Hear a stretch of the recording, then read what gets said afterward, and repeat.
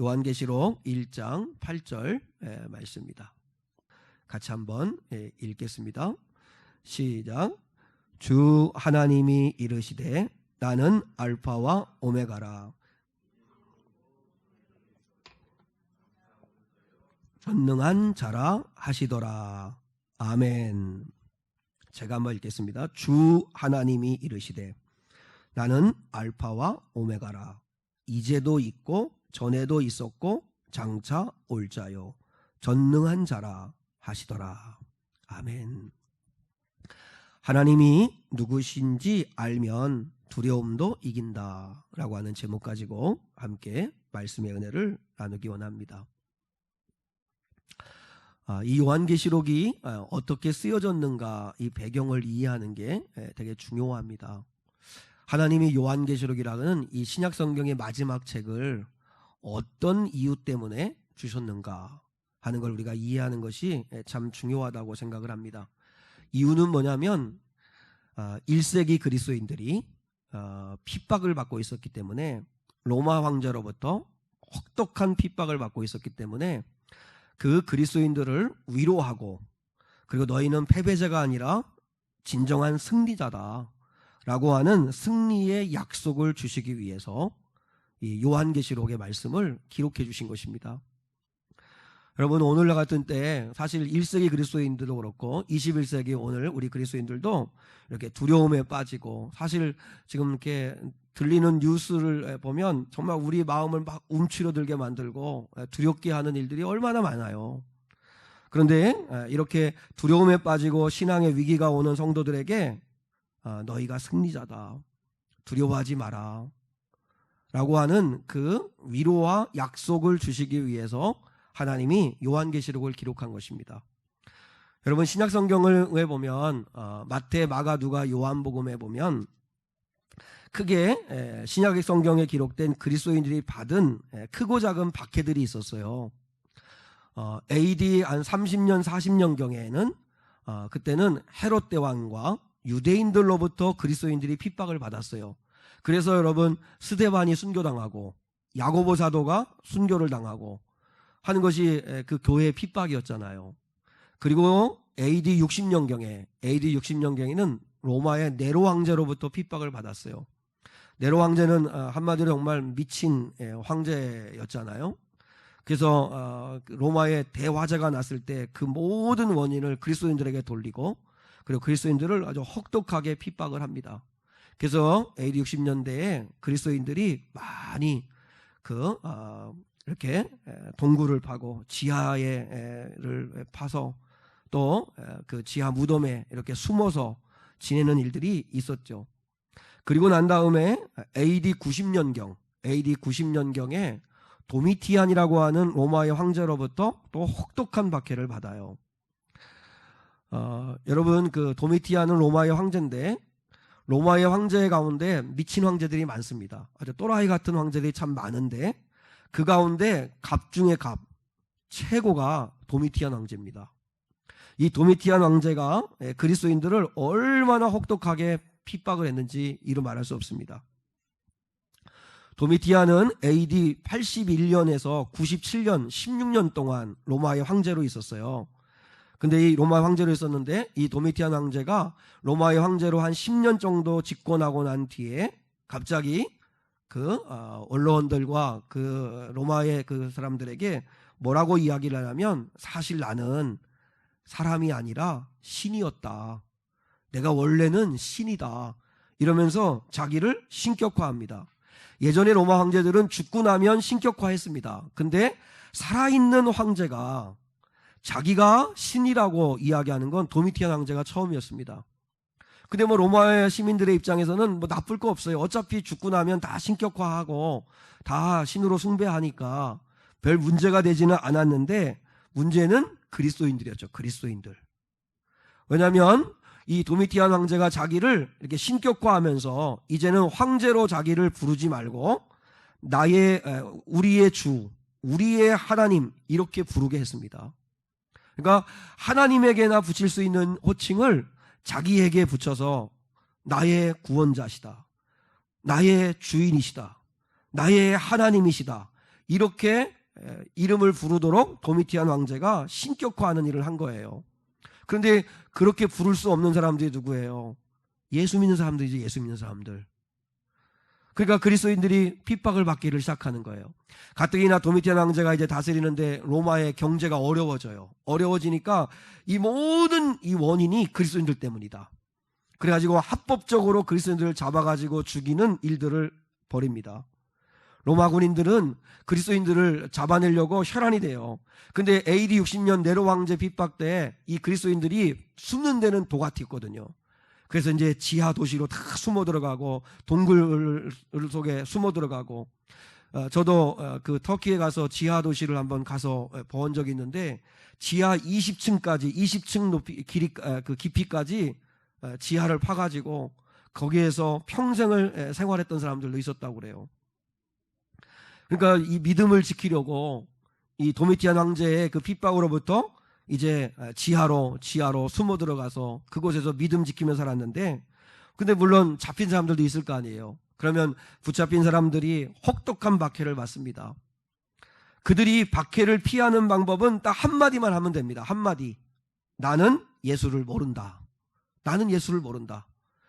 내 눈앞에 있는 도미티안 황제인 당신이 우리의 구원자다. 그 말 한마디 하면 사는 거예요. 그래서 많은 사람이 배교합니다. 그래서 이 1세기 때 그 많은 교회가 무너지고 사라집니다. 그럼에도 불구하고 끝까지 나는 예수님을 모른다라는 말을 차마 할 수 없는 그리스도인들, 예수님을 사랑한다고, 예수님을 여전히 나는 섬긴다고, 예수가 나의 주님이라고, 나의 구원자라고, 그 말 한마디를 지키기 위해서 목숨을 건 그리스도인들이 있었죠. 여러분, 사실요, 우리들이 이렇게 주일에 모여서 주님 사랑합니다, 주님이 나의 구원자이십니다, 이 고백하는 것은 정말 성령의 은혜 아니면 할 수 없는 고백인 거예요. 하나님이요 은혜 주시지 않으면 그러면 이 고백을 마음대로 할 수 없는 거예요. 만약에 나중에라도 우리가, 지금은 이제 감염의 우려가 있으니까 스스로 조심하기 위해서 교회가 예배를 또한 다 축소하고 다 예배를 중단하고, 그리고 또 예배를 드리더라도 엄격하게 그 방역수칙을 지키면서 하려고 노력하는 이유가 있는데, 근데 나중에 이제 앞으로 시대가 바뀌어가지고 이제 예수님을 믿을 수 없을 때, 교회에서 예배 드릴 수 없는 핍박이 왔을 때 과연 얼마나 많은 사람들이 배교하고 주님을 모른다고 부인할까요? 그때도 여전히 나는 주님을 사랑합니다 할 수 있는 사람이 몇 명이나 될 수 있을까? 우리가 한번 이렇게 정말 예배를 마음껏 드릴 수 없는 이럴 때 깊이 한번 생각해 보면 좋겠다 하는 생각이 듭니다. 여러분, 문헌에 의하면 정말 많은 사람들이 배교했습니다. 그러면서도 끝까지 믿음 지키려고 그렇게 목숨을 내어놓고 정말 두려움 속에서도 그렇게 숨어 지내며 하나님을 섬겼던 사람들이 있었는데, 근데 설상가상으로 예수님의 유일한 살아있는 제자 사도 요한마저도 붙잡혀가지고 밤모섬에 유배를 가는 거예요. 그러니 여러분, 이 당시 1세기 그리스도인들 입장에서는 그래도 예수님의 직제자였던 사도 요한이라도 자신의 곁에 있어서 말씀해 주시고 우리 함께 힘을 내자고 할 때는 그래도 견딜 힘이 있었는데, 지도자마저 잃어버리고, 그리고 도미티안 황제는 더 미친 듯이 믿는 사람들을 잡아다가 혹독한 고문을 하고 죽이는 일들이 벌어지는 이런 때에 점점 두려움이 오고 배교하는 자들이 더 생겨지는 거예요. 그때에 밤모섬에 유배되었던 사도 요한에게 하나님이 나타나셔서 말씀을 주신 거예요. 그게 우리가 가지고 있는 요한계시록이에요. 요한계시록. 도미티안 황제 때 온갖 고문과 고통과 순환과 핍박 속에서도 그래도 하나님을 사랑한다는 그 믿음 지키려고 생명을 걸고 믿음의 싸움을 싸우는 그리스도인들에게 하나님이 말씀을 주신 거예요. 그게 요한계시록이에요. 요한계시록. 근데 요한계시록 1장에서 하나님이, 오늘 1장 8절에서 우리가 읽은 대로 하나님이 뭐라고 말씀하시냐면 내가 누구다는 걸 이야기해 주신 거예요. 핍박받는 그리스도인들에게 하나님이 내가 누구다라고 하는 이 말이 얼마나 힘이 되고 위로가 됐을까? 한번 이 말씀을 우리가 한번 생각해 보려고 해요. 자, 첫 번째, 핍박 속에서 믿음 지키고 그리스도인으로서 삶을 살아가는 그 하나님의 백성들에게 오늘날도 이 힘들고 어려울 때 이렇게 와 예배하고 주님을 사랑하는 그 믿음을 지키는 저와 여러분에게 주님이 말씀하십니다. 하나님은 말씀하시기를 첫 번째, 나는 알파와 오메가다. 나는 알파와 오메가다. 한번 여러분 따라해 볼까요? 나는 알파와 오메가다. 여러분, 내가 알파와 오메가요라고 하는 이 말씀은 요한계시록 1장 첫 장인 1장 8절에 있고, 그 다음에 요한계시록이 22장으로 되어 있는데 요한계시록을 마치는 22장 13절에서도 똑같은 말씀이 있어요. 나는 알파와 오메가요. 여기서 해석해 놨어요. 처음과 마지막이요, 시작과 마침이라, 이렇게 말씀하셨어요. 그러니까 여러분, 알파와 오메가가 뭔지 알겠죠? 그 헬라어의 자음이 24글자인데 4개인데 첫 글자가 알파고 마지막 글자가 오메가예요. 그래서 예수님이 상징적으로 하나님이 내가 알파와 오메가다라는 이야기는 내가 처음과 마지막이다, 내가 시작이고 끝이다, 이렇게 이제 말씀하시는 의미죠. 이 말씀이 이 고난받는 그리스도인에게 어떤 위로가 됐을까요? 한번 여러분들 생각해 보세요. 어떤 위로가 됐을까? 내가 알파가 알파요 오메가다. 이 말씀을 들었을 때 그리스도인들이 받는 위로는 뭐냐면 하나님이 말씀하시는 거예요. 너희는 최종 승리할 자다. 너희가 최종 승리할 자다. 지금은 도미티안 왕제가 마치 하나님처럼, 마치 구원자처럼 막 전 세계를 통치하고 그의 두려움 앞에서 너희들이 어려움 당하지만, 그러나 최종 승리자는 나다. 최종 승리하는 자는 나다. 내가 인류의 역사를 시작하신 자이고 역사를 끝낼 자다. 여러분, 성경에 인류의 역사를 시작하는 내용을 담고 있는 성경의 첫 번째 책이 창세기죠. 인류의 역사의 끝이 어떻게 될 건가를 예언해 놓은 책이 요한계시록 66권의 성경 마지막 책이죠. 창세기가 알파면 요한계시록은 오메가의 책입니다. 하나님이 어떻게 인류를 시작하셨고, 근데 인간이 어떻게 타락했고, 그럼에도 불구하고 하나님은 가죽옷을 지어 입히시고 독생자 예수님을 보내셔서 어떻게 구원하셨고, 결국은 이 땅을 어떻게 심판하실 것인가가 모든 성경에 다 기록되어 있어요. 우리 하나님이 시작이시고 끝이시라는 거죠. 그럼 사랑 여러분, 하나님이 시작하셨고 그러한 다음에 얘들아, 내가 이 세상을 지었는데 이제 너희들이 알아서 살아, 내가 마지막 때 심판하러 올게 하고 손 떼신 건가요? 아니에요. 하나님은 시작하셨을 뿐만 아니라 그 과정에서도 함께 하시고, 인간이 죄로 말미암아 타락해 잘못되었을 때도 구원하시고, 결국은 하나님이 마치시기까지 함께 하시는 하나님이시라는 것, 그게 알파와 오메가라고 하는 약속이에요. 내가 오메가다. 내가 하나님이 결국은 책임지시겠다는 거죠. 너희가 최종 승리할 자라는 거죠. 지금 핍박받는 지금만 보지 말고 영원한 승리자가 누구인가, 영원히 승리케 하실 자가 누구인가를 너희들이 보라는 거죠. 이 사실을 알았던 사도 요한이요, 빌립보서 1장 6절에서 사도 바울이 이렇게 얘기합니다. 사도 요한이 아니라 사도 바울이 이렇게 이야기합니다. 너희 속에 착한 일을 시작하시니가 그리스도 예수의 날까지 이루실 줄을 우리가 확신하노라. 이게 여러분, 예수님이 알파와 오메가가 되신다는 말이에요. 너희 속에서 착한 일을 시작하시니, 그럼 착한 일이 뭐예요? 이 시대적 상황에서는 빌립보 교회를 시작하시니가 그리스도의 예수의 날까지, 끝날까지 이 교회를 이루어 가실 거다. 교회를 지키실 거다.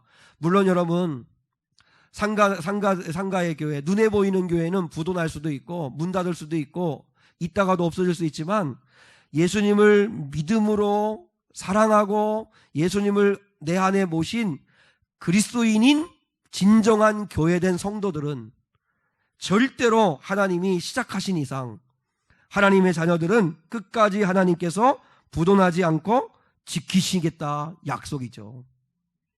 그리고 여러분, 너희 속에 착한 일을 시작하시니, 착한 일이라는 또 다른 의미는 구원이에요. 구원. 우리 안에 믿음을 주시고 구원을 시작하신 그 하나님이 그리스도 예수가 오시는 그날까지 그 구원을 계속 이루어 가실 거라고 그 약속을 하신 거예요. 사도 바울은 그걸 알았어요. 하나님이 알파와 오메가시구나 라는 사실을 깨달은 겁니다. 여러분, 고난이 힘든 이유가 뭔지 아세요? 고난이 힘든 이유는 끝이 언제인지를 모르기 때문에 그래요. 언제 끝날지만 알면, 그리고 끝에 무슨 일이 벌어질지만 알면 그 고난이 결코 두려운 것만은 아니에요. 그래서 하나님이 오늘 내가 알파와 오메가다라는 말씀을 하시는 거예요. 여러분, 고난이 영원할 것 같지만 하나님이 끝내시겠다는 거예요. 하나님이 반드시 응답하실 때가 있다는 거예요. 지금은 도미티안 황제가 너희들의 생명을 주관하고 그리고 또한 너희들은 죽고 살리고 하는 것 같지만, 그러나 그렇지 않다. 내가 너희의 생명의 주인이고 그리고 또한 죽음 너머에서의 삶까지도 영원히 다스리실 자가 바로 나다라고 하는 말씀을 하시는 거예요. 자기가 황제라고요, 자기를 신격화했던 네로 황제는요, 결국 31살에 스스로 목숨을 끊어 죽습니다. 자살로 끝이 납니다. 자기를 황제처럼 그렇게 만약에 천하를 호령하는 것처럼 그렇게 했던, 아니 그리고 오히려 한 발 더 나아가서 자기를 황제로 그렇게 지켜세웠던 도미티안 황제는요, 자기가 그렇게 신뢰하고 믿었던 신복에게 암살당해 죽습니다. 자기를 황제라고 여겼던 도미티안 황제가 처참하게 여러분 암살당해 죽어요. 결국은 하나님이 그들을 심판하셨어요. 영원히 끝나지 않을 것 같은 로마의 그 강함도 결국 한순간에 무너지고요. 모든 2000년의 그 기독교, 예수님이 오시고 난 이후에 2000년의 기독교 역사 가운데 우리가 깨닫는 건 뭐예요? 아, 하나님이 알파와 오메가시구나, 하나님이 주관하시는구나 하는 걸 알 수 있다는 거예요. 여러분, 고난받을 때 힘들죠. 힘듦에도 불구하고 우리는 바울의 고백처럼 사나 죽으나 우리는 주의 것이다.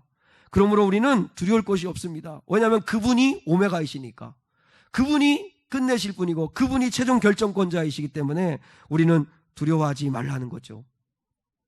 과정은 광야일 수 있지만, 그러나 우리는 가나안의 약속을 땅을 향해 가는 자들입니다.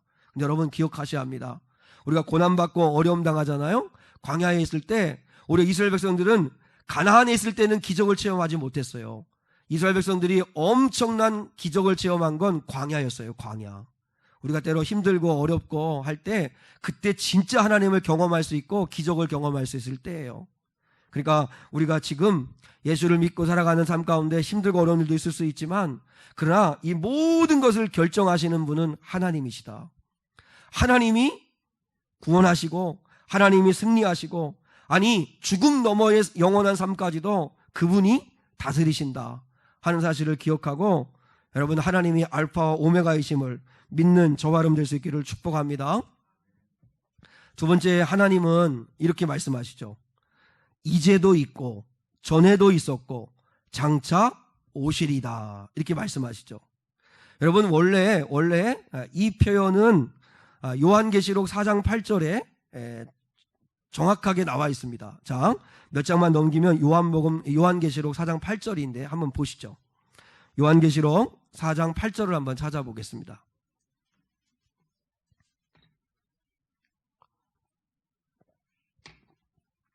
자, 요한계시록 4장 8절.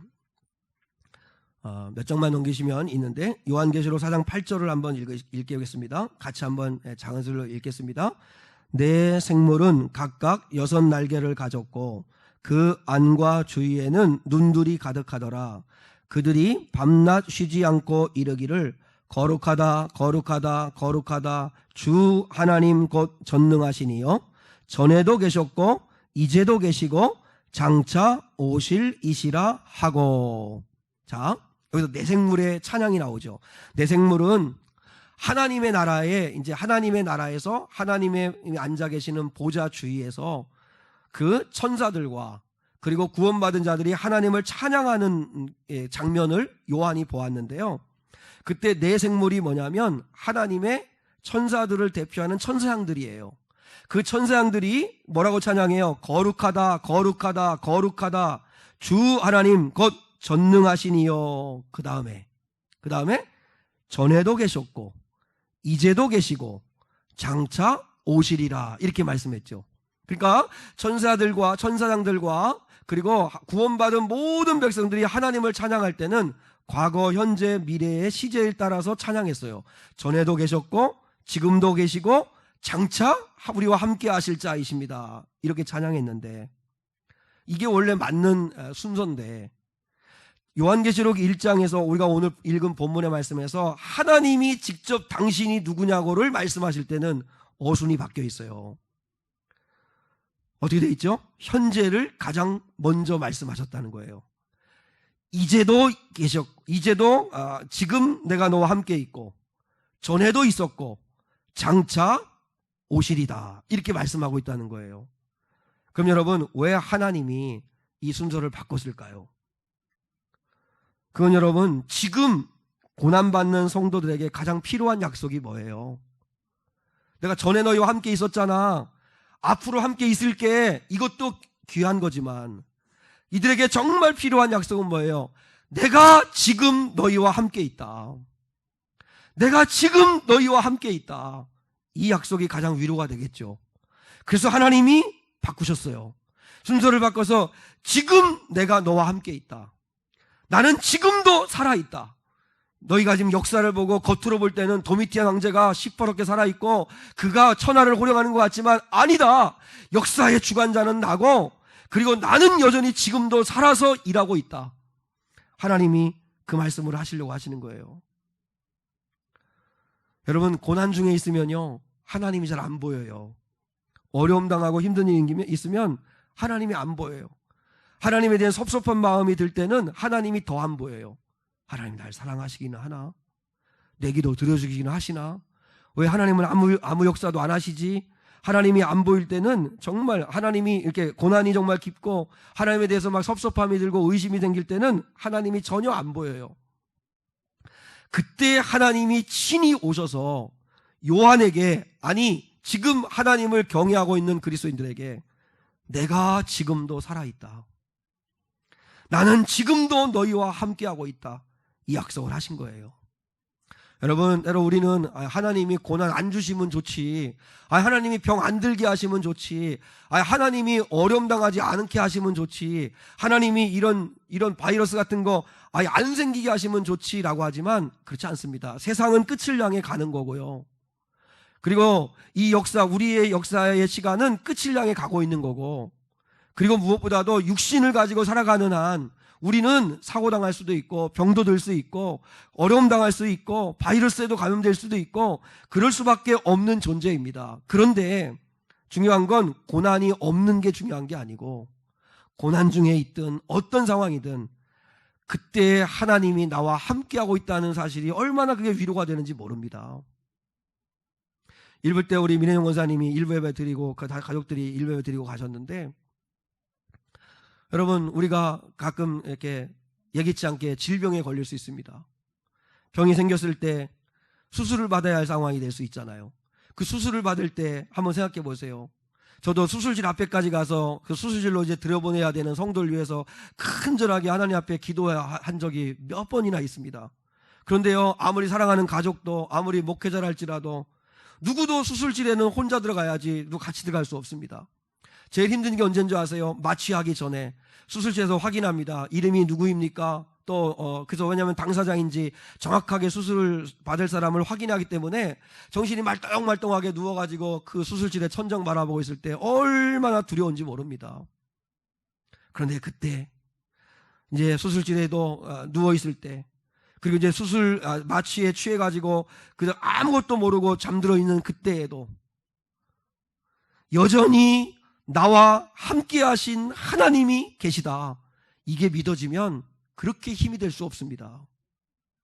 그러니까 여러분 함께 하시는 하나님이 느껴지면 고난 중에도 위로가 되고 얼마든지 견딜 수 있는 힘을 얻게 되는 거예요.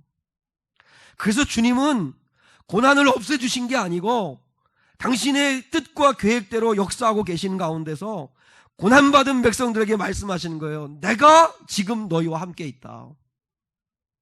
나는 지금도 살아있다.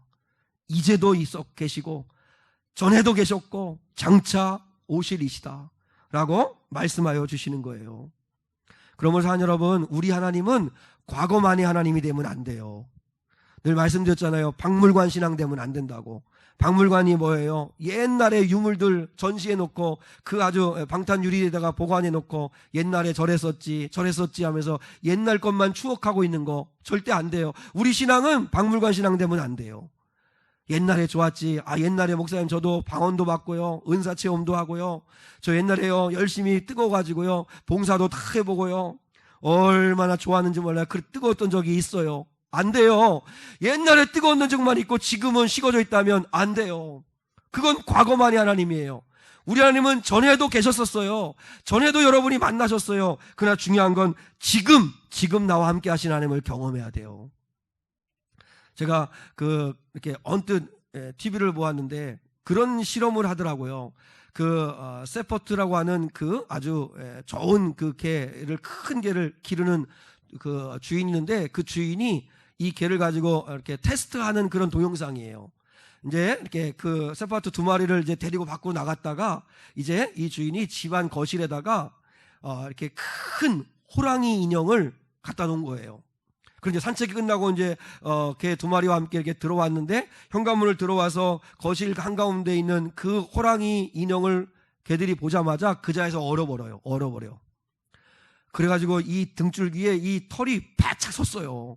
그러니까 막 지금 두려움이 있고 지금 뭐 이제 싸우려고 하는 막 이런 경계태세를 완전히 갖추고 있는 그런 상태예요.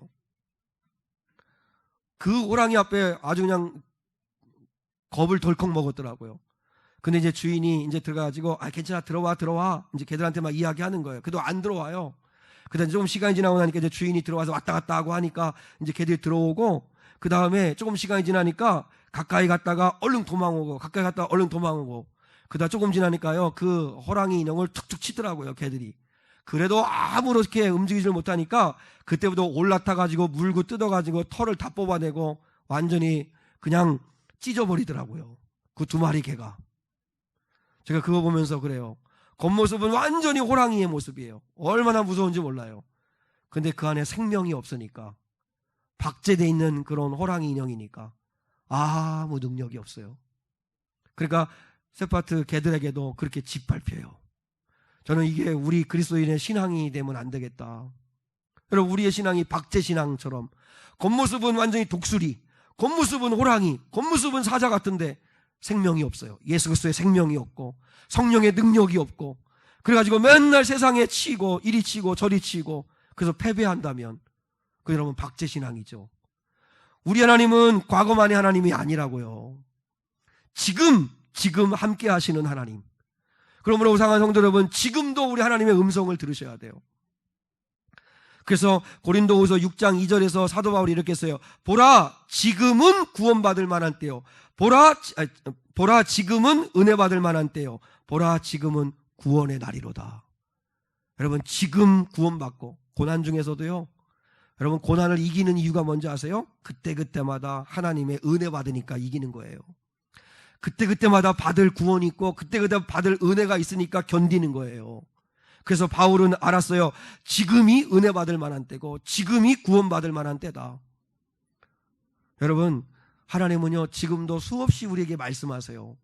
근데 우리의 마음과 생각이 다른 데에 가 있으니까 하나님의 음성이 하나도 안 들리는 거예요. 우리가 마음을, 생각을 하나님께로 향하면 하나님은 성령으로 우리 안에서 계속 말씀해 주시는 분이시고 역사해 주시는 분이세요. 이런 지금 함께 하시는 하나님, 지금 도우시는 하나님, 지금 나와 동행하시는 그 하나님을 경험해야 진짜 믿음이에요.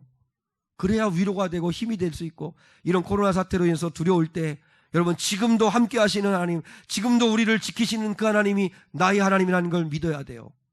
그리고 막연하게 미래의 하나님만으로 하나님을 믿으시면 안 돼요. 저는 이걸 여러분 연금신앙이라고 제가 붙여봤어요. 연금신앙.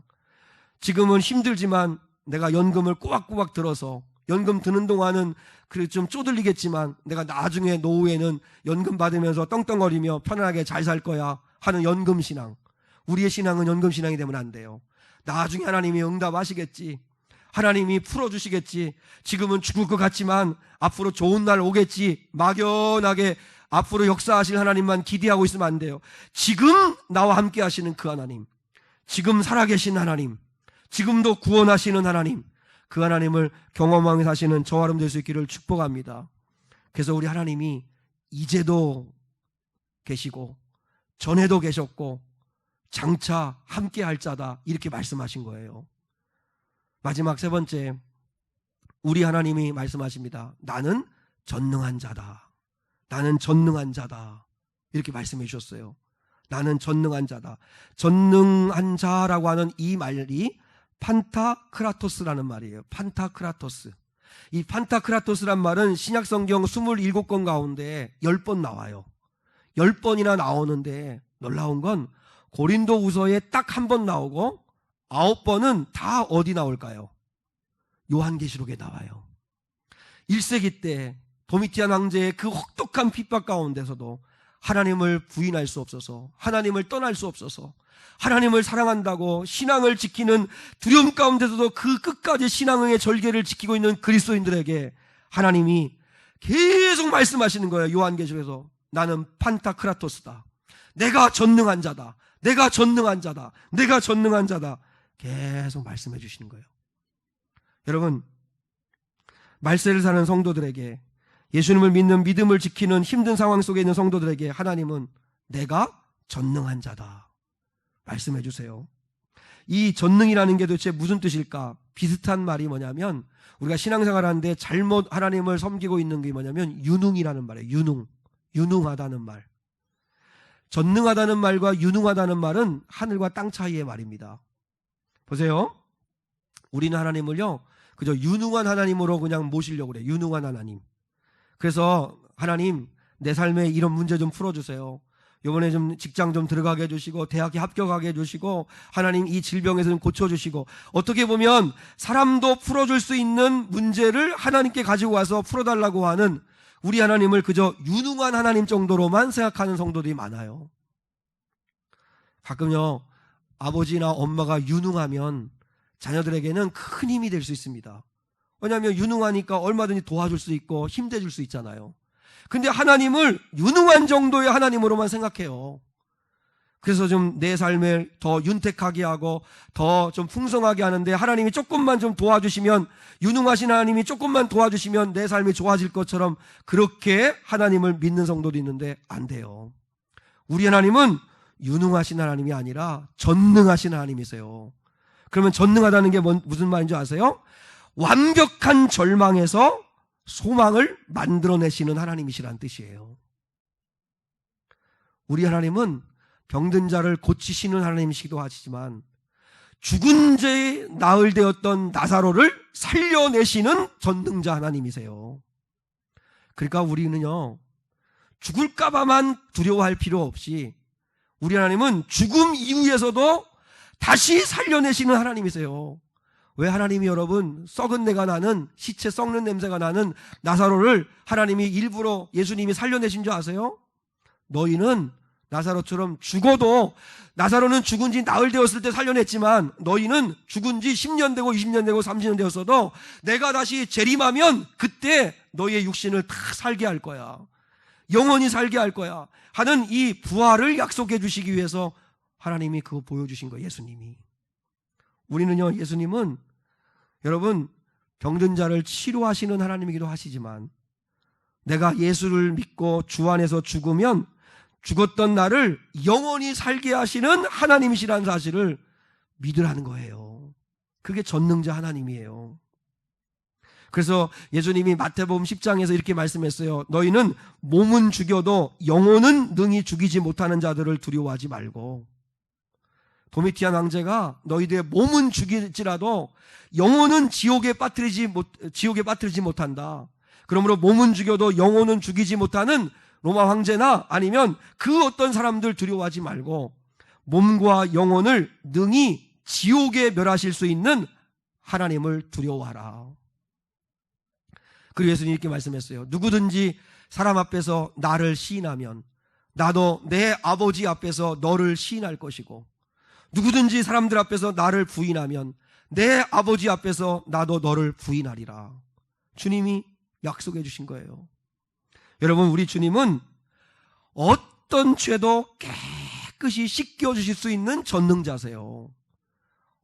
어떤 죄를 지었든, 세상에서는 형법에 의해 가지고 사형 선고를 받는 한 죄를 지었다 할지라도 예수님을 믿고 예수의 보혈을 믿기만 하면 새 사람 되게 해주시고 구원해 주시고 그리고 깨끗이 씻겨주시는 전능자예요. 전능자. 그리고 악한 마귀와 어둠의 권세로부터 능히 건져주시는 전능자이세요.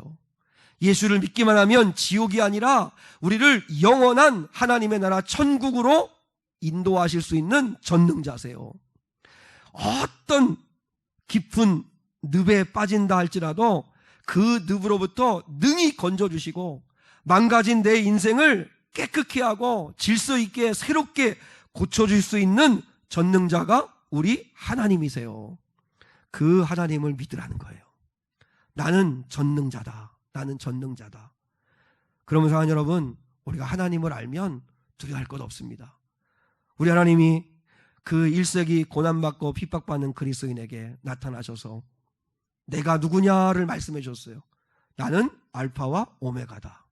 지금도 너와 함께하고 있고 전에도 그랬었고 앞으로도 그럴 거다.